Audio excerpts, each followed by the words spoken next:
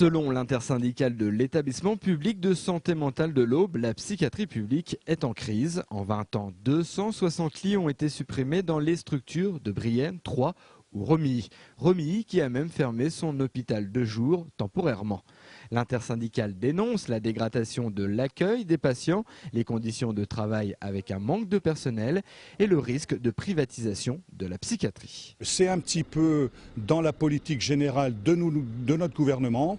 On a l'impression qu'à Brienne, on met le pied dans l'engrenage avant tout le monde et c'est bien sûr donc nos craintes. Et nos craintes, la finalité de ça, c'est de voir la rupture dans la continuité des soins. C'est-à-dire que jusque-là, on avait un intra-hospitalier et un extra-hospitalier fait par nos médecins, nos personnels, donc une continuité de soins. On va vers de l'intra-hospitalier service public et de plus en plus, on va passer l'extra-hospitalier au secteur privé, ce qui nous inquiète énormément.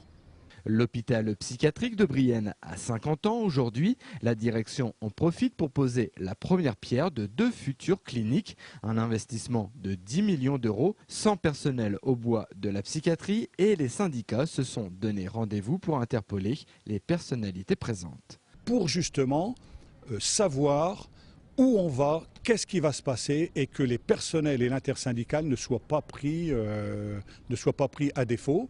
On peut apporter des solutions, on en a apporté, on veut qu'elles soient entendues et on espère que ce mouvement apportera cette sérénité et que de nouveau, nous, on retrouvera notre légitimité dans les futures instances pour reprendre ces dossiers qui sont très inquiétants pour le devenir de notre établissement. Du côté de la direction, le discours est positif, tout va bien, la preuve, un nouvel investissement. Petit bémol, il est difficile dans le département de trouver du personnel qualifié en psychiatrie. Brienne a été confortée à plusieurs reprises par les pouvoirs publics et notamment la RH. Ainsi je le disais, c'est sûr que par contre nos soucis à recruter des personnels constituent quand même un handicap dans notre développement et en tout cas une source de mécontentement et de malaise chez les personnels et les représentants des personnels. L'intersyndicale compte sur la direction pour obtenir une table ronde dès la semaine prochaine. Elle va aussi déposer un dossier de revendication auprès de la préfecture et de la DAS pour les alerter.